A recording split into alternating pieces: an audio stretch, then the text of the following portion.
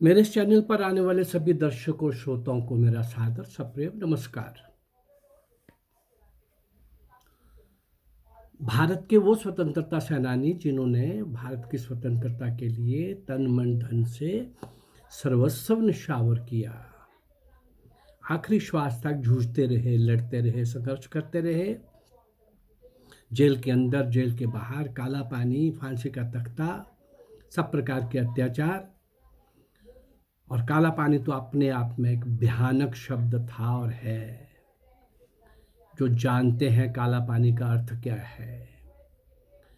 ऐसे सब महान क्रांतिकारी, अनगिनत अनगिनत क्रांतिकारी, देशभक्त, भारत माँ के सपूत, भारत माँ की स्वतंत्रता की बेड़ियां काटने के लिए जो खुद कट गए, ऐसे उन महान हुतात्माओं का उस महायज्ञ के अंदर आहूत हो गए। इतिहास में कहीं नाम नहीं आया। इतिहास में नाम आया और बताया गया कि आज़ादी नेहरू और गांधी ने लेके दी है। इससे बड़ा मजाक कोई और हो नहीं सकता, जिन्होंने एक लाठी नहीं खाई और जिनकी जेलें वीआईपीज थी। मैं इस बारे में समय समय पर बोलता रहता हूँ। नेहरू के 100 ब्लंडर आपके सामने रखूंगा। गांधी जाने अनजाने में देश को कितना बड़ा नुकसान पहुंचा गए। जन जागरण के मामले में उनको 5 नंबर मिलेंगे, 10 नंबर मिलेंगे, लेकिन आज़ादी का बहुत बड़ा कारण गांधी बना हो ऐसा नहीं है।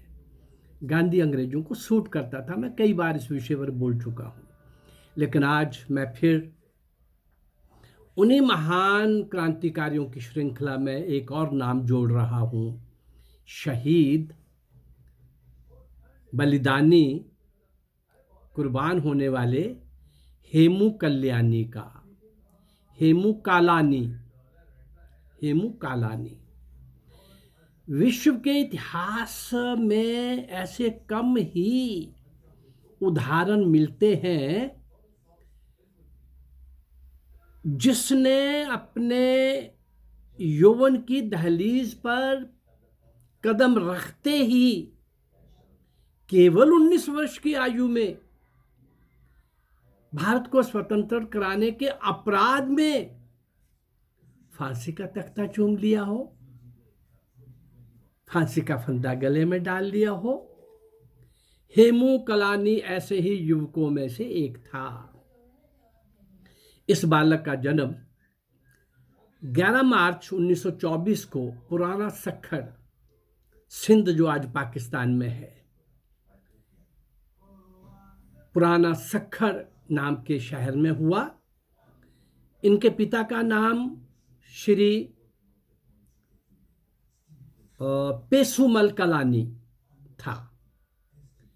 ये तिलक हाई स्कूल में स्कूल की मैट्रिक कक्षा का शिक्षार्थी था, विद्यार्थी था।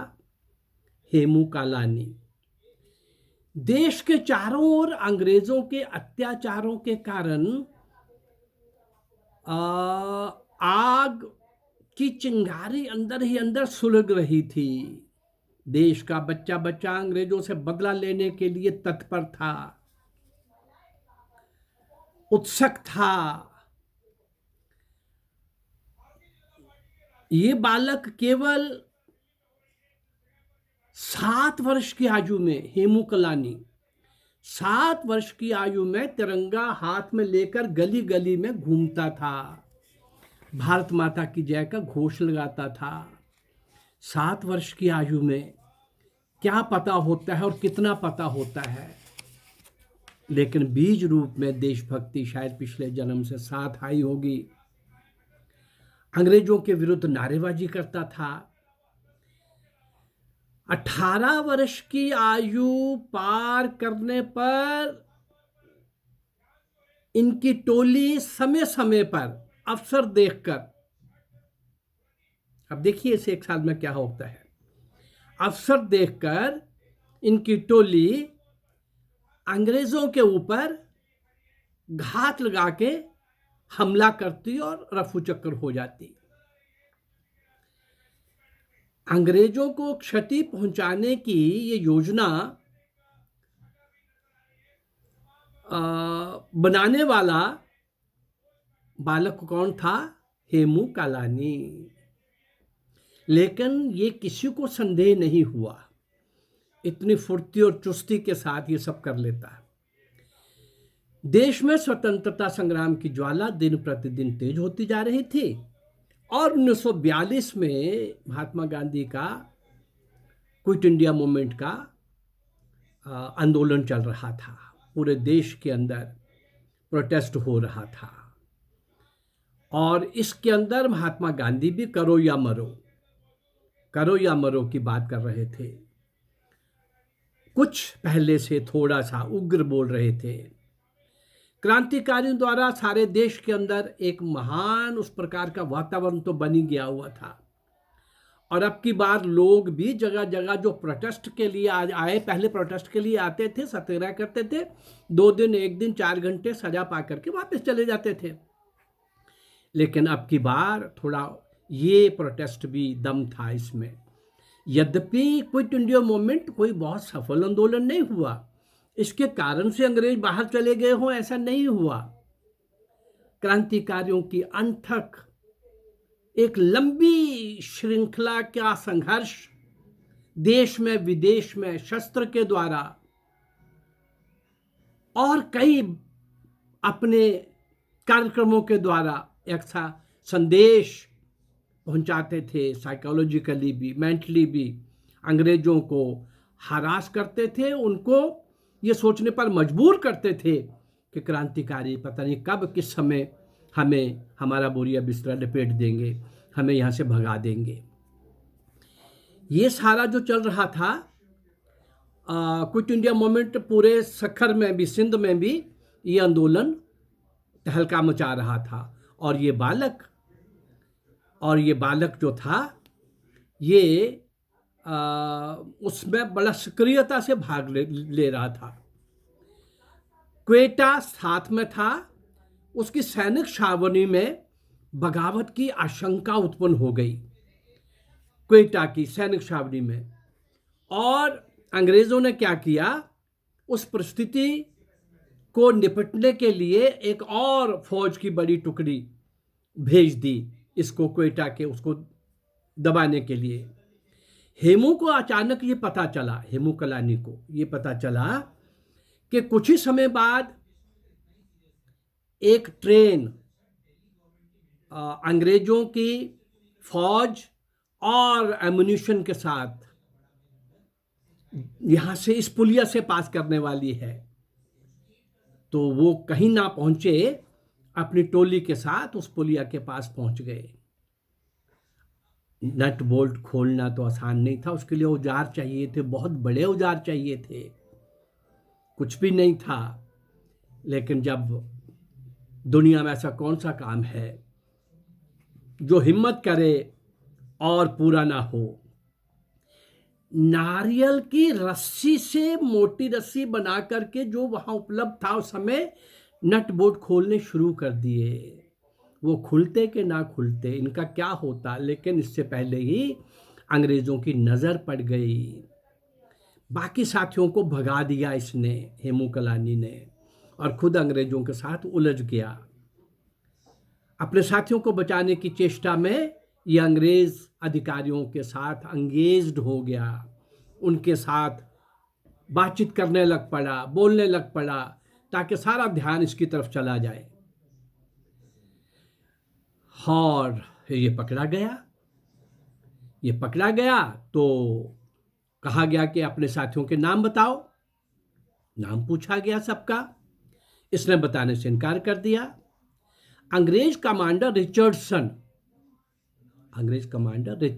ने इसे डराने के कई प्रकार के, विविध प्रकार के प्रयास किए, यातनाएं दी।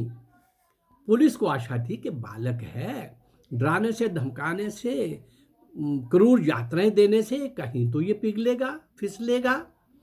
परंतु ये सब सहता चला गया और जुबान पर किसी का नाम नहीं आया। आखिर क्रूर ब्रिटिश हुकूमत ने इस अबोध बालक को फांसी की सजा सुना दी। 29 जनवरी 1943 1943 29 जनवरी का दिन फांसी के लिए निश्चित हो गया। सिंध के नागरिक इस बालक को बचाने के लिए व्याकुल हो गए। नागरिकों का एक बड़ा समूह दिल्ली वायसराय के पास पहुंचा और इस बालक के लिए अपील की, मर्सी की अपील कि इसको छोड़ दिया जाए, बालक है, इसको छोड़ दिया जाए। पर सरकार ने शर्त रखी कि हाँ छोड़ देंगे, ये अपने अन्य साथियों के नाम बता दे।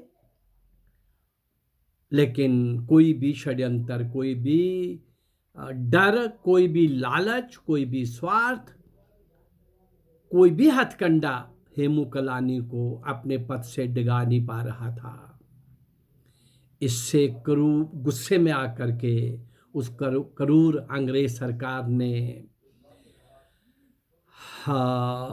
19 वर्ष का ये बालक भारत माँ की स्वतंत्रता की बलिवेदी पर 29 जनवरी 1943 के दिन फांसी पे झूल गए हेमू कलानी। पूछा गया आपकी अंतिम इच्छा, पूछा जाता है, तो इसने अंतिम इच्छा एक ही कहा, इनकलाब भारत माता की जय, अंग्रेजों भारत छोड़ो, इनकलाब भारत माता की जय, अंग्रेजों भारत छोड़ो।